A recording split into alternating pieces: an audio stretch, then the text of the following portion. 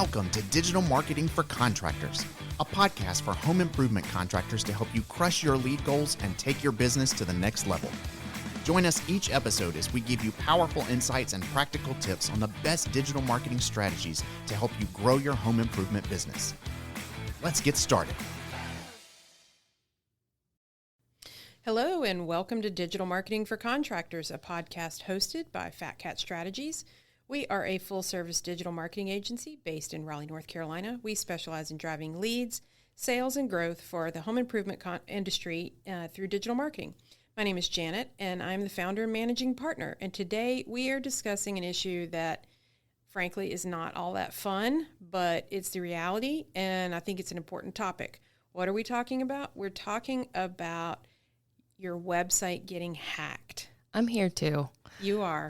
Sorry. It's okay. I love it. Keep All right, rolling. so listener, here's what happened. I was supposed to introduce Caitlin and I didn't. It's okay. So she's giving me a winky face that I'm forgiven. So forgiven. But so I'm I think we're Caitlin. just going to plow ahead. I'm head of client services. I haven't been here for a while. I'm just getting back into the swing of things. Let's talk about what to do.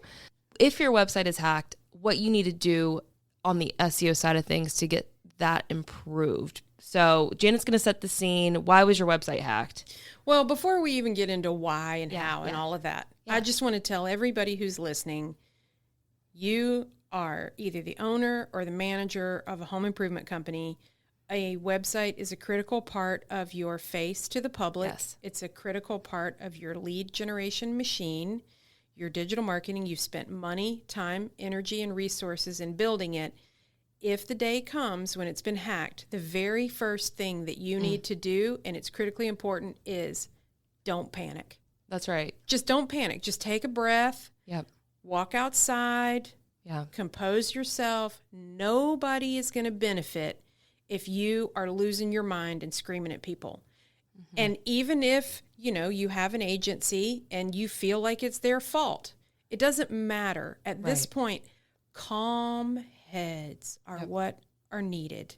Right. Because you're going to have to have technical expertise to come in and start to assess what's going on and implement remediation steps. So there are steps to follow, and I will get into why hackers hack because our clients ask us this all lot. the time. But I'm just going to drill this point home. Legit. The time for yelling and blame is later. Right. I mean, and we could even do a follow-up, and go into more detail about hacked websites and just kind of like the steps.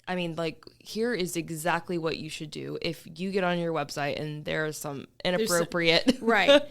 So let's talk about why hackers hack. Yeah. And I'm going to be dead honest. My honest answer is, I don't know. I have insights of what their motivations could be, but sometimes we've seen hacks that straight up just look malicious for malicious sake. Yeah, totally. Are they bored? But what we have seen is most often the hacks that we have seen they have a goal to drive traffic to some other site. That's exactly right. So I'm not going to use the actual word that I've seen inserted all over a client website, but I'll tell you what they were promoting, and it was Viagra.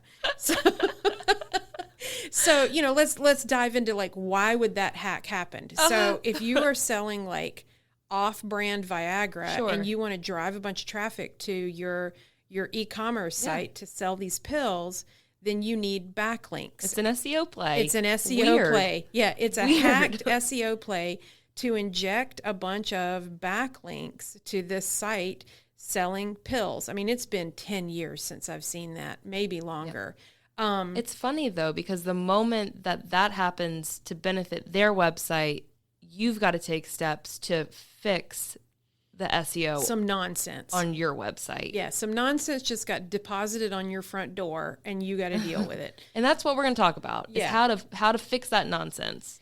Yeah, so, other reasons why hackers would hack, to be honest, I don't think our audience has to worry about some of those reasons. Most of our clients have a marketing website that does not contain a lot of valuable data. You're not storing credit card information. Exactly. You're not storing social security numbers. You're not storing bank routing information. You've got at best, a whole lot of content about why somebody should replace their siding. You know? And emails, phone numbers. You may have email addresses where people have filled out forms if those are being stored in a database on your website. Sure. But, depending on how things are set up, all of your forms could have converted to where the data gets put into your CRM, and even that's not stored on your website. So why they do it, let's just say, a lot of different reasons, but mostly because they are bad people that we hate. Yeah, exactly. So let's fix it. Let's fix this hack and make sure you get back in business. And in fact, we've talked to many sales prospects. We've talked to clients that their site has been hacked, and we are given that as a challenge to fix. a challenge to fix. And so these are some known, proven recovery steps. I love that. Recovery step number 1, you need to clean your site and remove malicious code. Yes. So you can restore your site to its original state. So step 1, cleaning your site. We do that a couple of different ways.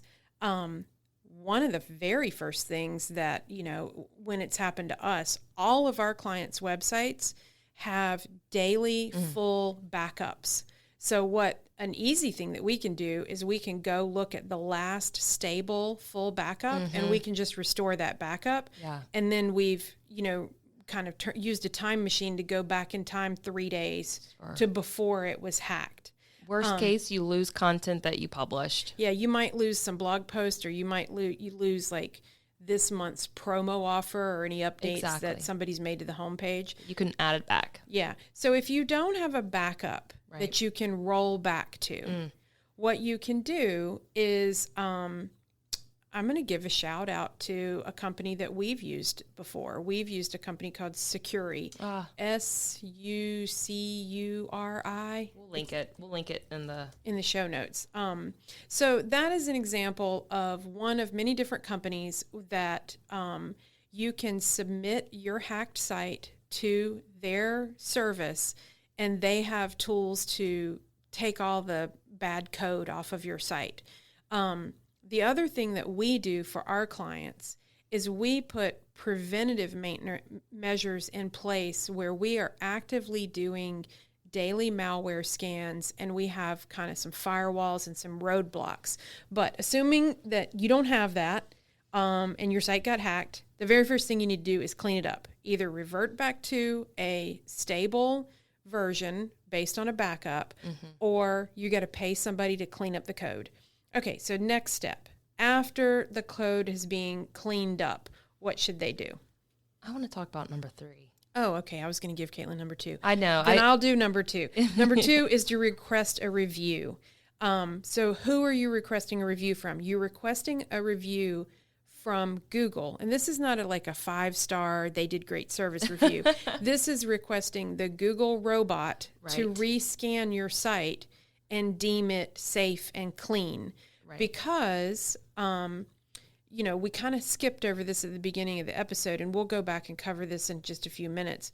There are very negative SEO impacts that can happen to your site as a result of malware. Right. So as soon as you get malware on your site, Google is going to index your site and see it as a bad actor. Yeah. And once you have been shown to be a bad actor, then Google is going to try to prevent traffic from going to your site because they don't want people to get infected, to be phished, Let's go ahead and talk about it. I guess I am talking. Yeah, no, I love it. Yeah, so what are some of the other negative impacts, Caitlin, once if a site gets hacked and you don't realize it and you leave it out there? So, I mean, and you may or may not know some of these terms, so bear with me as I explain them. So, naturally, Google will, they'll probably de-index pages on your site. That means they're just off, like, search results. They will not appear, and that's Google's way of protecting anybody else from hitting your site and seeing the malware, seeing this the hacked site.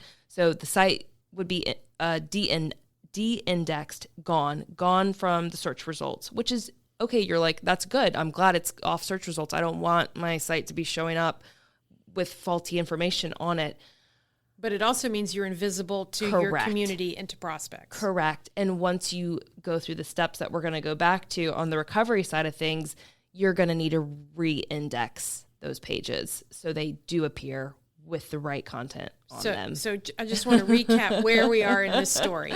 This is fun. Yeah, this is fun. So, listener, you're hopefully still listening. You had a site. Yes. It was fine. It got hacked. Yeah. Maybe you didn't know for a few days. In those few days that you didn't know it, Google indexed it and said, ooh, stinky bad. No longer showing up. We no longer show your site to anyone. So suddenly all your traffic is gone and you are invisible. No one can find you. Okay, so now you come along and you realize, holy crap, my site's been hacked. Yes. What do I do about it? That's when you either revert back to a stable That's right. There we go. backup or you clean it. Both. Once you've done something to remediate it, that's when you come to the next step, which is requesting that Google re-index your site, because remember, you've been de-indexed. That's right. And nobody wants to be de-indexed. No. De-indexing is bad. De-indexed, automatically your rankings are going to drop. Well, de-index means it's almost like you've been taken off the internet. gone. You're gone. You're not on the internet anymore. Yeah. You got kicked out of the party. Yeah. So you have to go into Google Search your Console. Google Search Console. Yep. And then submit a request to get re-indexed and That's to right. have your site reviewed. So at that point, you are basically saying, hey, Google, I'm not a bad actor. Please look at me again and invite me back to the party. Yeah.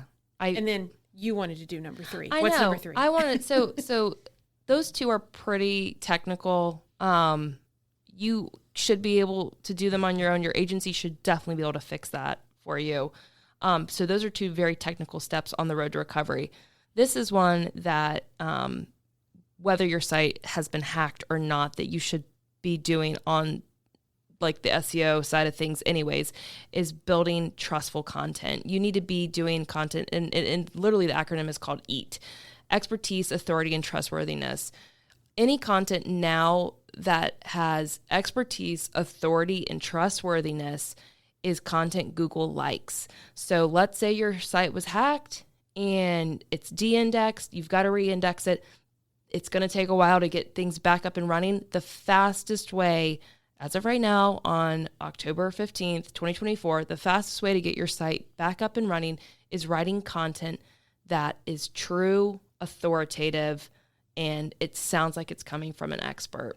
So that is, if or if not your site's been hacked, keep doing that and keep building trust on your website with good, honest content. So what you're saying is there's really a couple of different perspectives to take on the recovery. Yeah. There's a technical perspective. Yeah. You got to do some technical stuff to fix a technical problem. Yep. And then once the technical problem is fixed, you, Caitlin, you're recommending that people take extra steps to publish new, authoritative, trustworthy content to demonstrate you're a good actor. Yeah. You should be invited to the internet party. Yep. Because you have something of value to add. Absolutely. And Google will thank you for that. They won't. Hey. I mean, they'll rank you, but they'll never thank you. They'll rank you. They may not thank you. They may make you pay eventually. Oh, they will. They'll get their money. No doubt about that. So you've cleaned your site. You've requested a review. You're now rebuilding trust with lots of good EAT content. I think the last step on the road to recovery is just continued monitor, maintenance, protection. I mean, Janet mentioned a couple of those tools already. Yeah, so there's a wide variety. It depends on how your website is built. All of our client sites are on WordPress. So we have a couple of different things that we put in place to protect our clients' WordPress sites. We partner with a hosting company that offers extra layers of protection. Then in addition to that, we have active daily automated malware scans. That's right. We have active daily automated remediation steps that we go through, and we get alerts when and if something fishy pops up. Yeah. And so then so from our perspective as an agency, we take this really seriously. We have both automated protections, and then we have staff members. Yep. So we have, we have recurring tasks where we are looking at making sure that the underlying software that runs your site is up to date. Mm-hmm. Out-of-date software can produce vulnerabilities where people can leverage that vulnerability and end up in the back end of your site. You don't want that. So, we're making sure the software is up to date. We've picked a hosting partner that, is a strategic partner for us that puts some protections in place. Then we have another layer of firewall and protection. And then on the last line of defense is human beings, where we get an alert. Right. And that still happens. Even with all of those protections, something will sneak through. And usually same business day, we're on top of it and we've put some sort of remediating action into place. And so I think it's important to note that, part of our services and what we offer to, contractors like you is writing that authority content, like making sure you are showing up, making sure you are ranking organically. And we don't want all of that work to be undone because your site's hacked. So it's just an extra layer to Janet's point of protection on top of everything else that we're doing. Can I talk about a fun hack that happened a couple years ago? I still don't understand what the point was. Oh. So we had a client, not going to name them, protect the innocent. We strongly encouraged this client repeatedly, hey, we should be doing web maintenance for you and we should be putting protections in place. And client was like, nah, I don't need no stinking protection. And we were like, okay, go your own way, buddy. My stomach just sunk. His site got hacked. Of course. And there were all these like Japanese symbols. Of course. Or Chinese symbols. I think they were Japanese. I still don't understand it.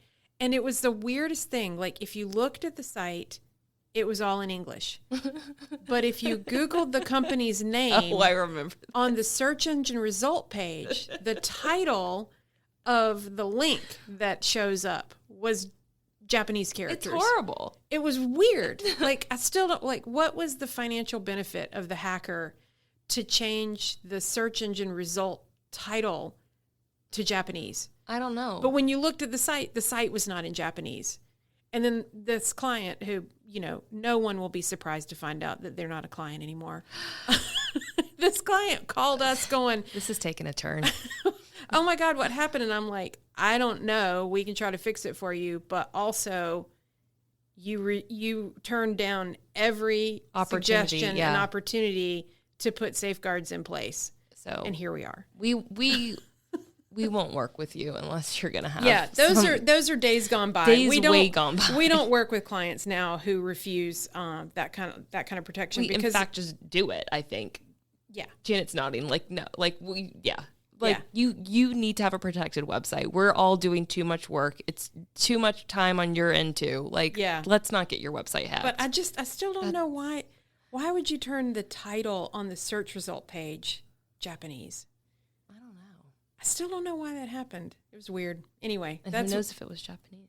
It could have been Korean. I don't read any of those languages. God, here we go. I mean, it was a non... English? What is the name of our character set? Those are... Can we edit all of this out? No, we're leaving it. We're not editing it out.